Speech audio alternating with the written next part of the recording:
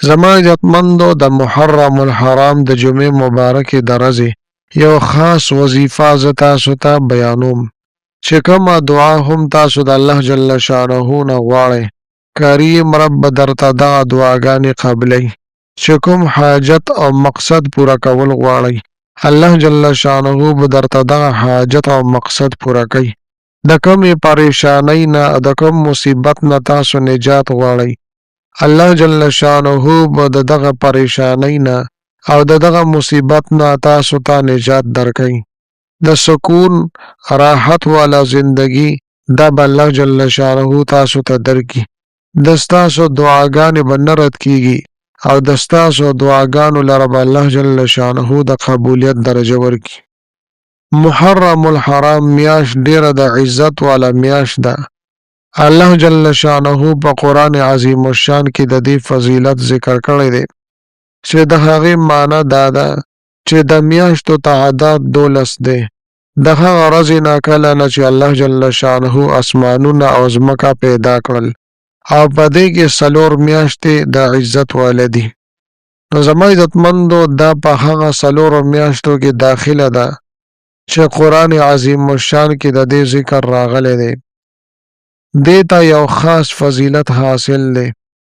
د جمعې مبارکې پرز باندې نبی کریم صلی الله علیه و وسلم باندې د خپل امت اعمال پیش کیږي نو پکار ده چې مونږ د جمعې مبارکې پرز باندې دا وظیفه وکړو ان شاء الله تعالی زمونږ دعاګانو ته الله جل شانه د قبولیت درجه ورکړي او زمونږ تمام حاجتونه او مقاصد به الله جل شانه پوره کوي او زمونږ تمام حاجات او مقاصد به الله جل شانه پوره کوي زما عزتمندو دا د محرم د میاشتې د جمعې مبارکې پرز باندې یو عظیم الشان وظیفه یو ډیره پاورفل او طاقتور وظیفه زه نن تاسو ته بیانوم د دې په ذریعې سره به الله جل شانه د ستاسو تمام مقاصد او حاجات پوره کړي او تمام مسلې او تمام پریشانی دا به الله جل شانه د ستاسو ختم کړي زما عزتمندو د هر جمعې پرز باندې اجمالاً په نبی کریم صلی الله علیه و وسلم باندې د خپل امت اعمال پیش کیږي لہذا مونږ ته پکار دي چې زیات نه زیات د جمعې مبارکې پرز باندې مونږ په خپل محسن انسانیت باندې نبی مکرم صلی الله علیه و وسلم باندې درود شریف پیش کو درود شریف ویل دا ځان ته یو عظیم الشان عمل دی یو ډیر اهم عبادت دی او اهم ذکر دی زما عزتمندو حدیث شریف کې راځي چې چا هم په ما باندې نبی کریم صلی الله علیه وسلم ارشاد فرمای چې چا هم په ما باندې یو پیر درود شریف ولستو الله جل شانه په هغه باندې 10 رحمتونه را نازلې نو زما عزتمندو تاسو دا سوچ وکئ که په مونږ باندې د الله جل شانه له طرف نه یو رحمت هم راشي نو زمونږ د پاره کافی دی او بیا چې یو پیرا درود شریف باندې په مونږ باندې 10 رحمتونه راوریږي او را نازلېږي نو چې څوک 100 واره درود شریف ولولي نو دته به الله جل شانه څومره خیر کثیر ورکوي لہذا زما عزتمندو چې مونږه دا لمحه دا ضایع نکو دا بهترین ټایم مونږه ضایع نکو او بیا د جمعې مبارکې ورځ چې دې ته سید الایام ویل کېږي یعنی دا د تمام ورځو سرداره ده او مشره ورځ ده او په دې ورځ کې څه داسې وختونه دي چې الله جل شانه په هغه وختونو کې خصوصي دعاګانې قبلې او حاجتونه پوره کوي او بیا زما عزتمندو د محرم الحرام په میاشت کې چې دا وظیفه وکړی شي او د جمعې په ورځ باندې وکړی شي نو فضیلت په نور هم سیوا وي زما عزتمندو په دې محرم میاشت کې د نبی کریم صلی الله علیه و وسلم په اهل عیال باندې د ظالمانو او جابرانو له طرف نه ظلم او زیاتې شوی دی او هغوی د حق د سر بلندۍ دپاره او دین د اشاعت دپاره قربانۍ ورکړي دي لوږې او تندې برداشت کړي دي نو هغوی سره چې څومره ظلم شوی دی هغه هم په نبی کریم صلی الله علیه و وسلم باندې پیش کړی شوی دی زما عزتمندو د خپل پیغمبر سره محبت دا زمونږ د زړه د گهرای نه دی او اهل بیت سره د نبی علیه الصلاۃ والسلام مسو سره مینه او محبت دا زمونږ د زړه د گهرای نه دی زمونږ زړونه د هغوی د مینې او محبت نه ډک دي زما عزتمندو د دې وظیفې نن چې زه تاسو ته بیانوم د دې مثال داسې دی لکه څنګه چې طوفان نوح کې خلک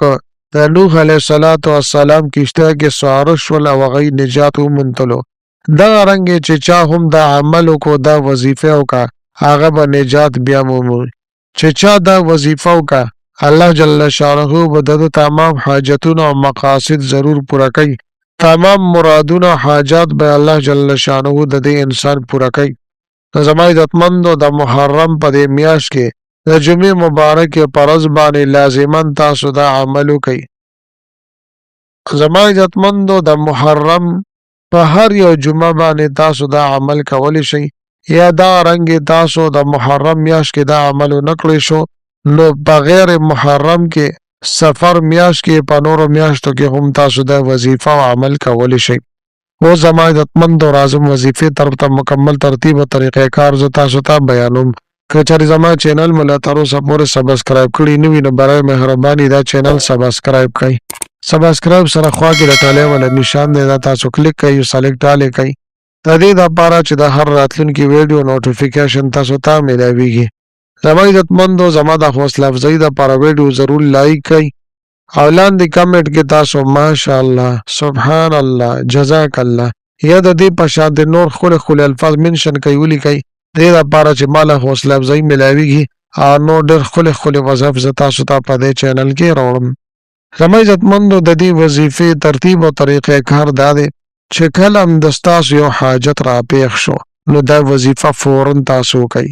تاسو کومه دعا قبلول غواړئ نو فوراً تاسو دا عمل وکئ د ستاسو پریشانی ده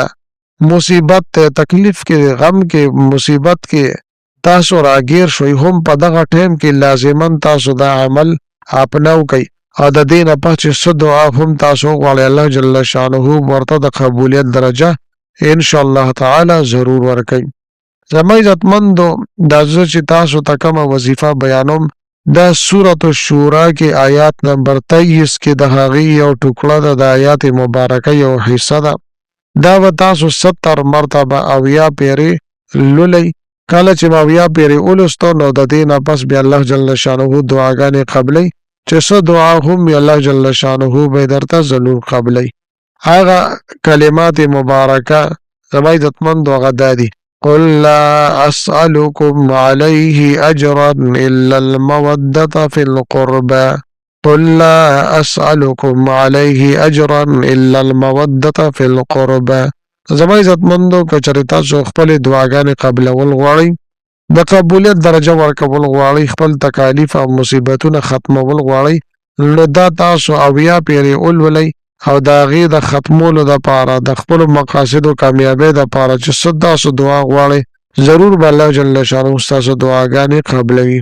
لهذا زما عزتمندو ډېر مجرب عمل دی ضرور به ضرور د محرم الحرام په دې میاشت کې خامخا تاسو دا په خپله هم وکئ خپلو وروڼو دوستانو سره هم د صدقې جاري په نیت سره شیر کړئ میلاویږم به تاسو سره بله ویډیو کې بلې وظیفې سره تر هغه وخته پورې مال اجازت راکوي د لوی الله په امان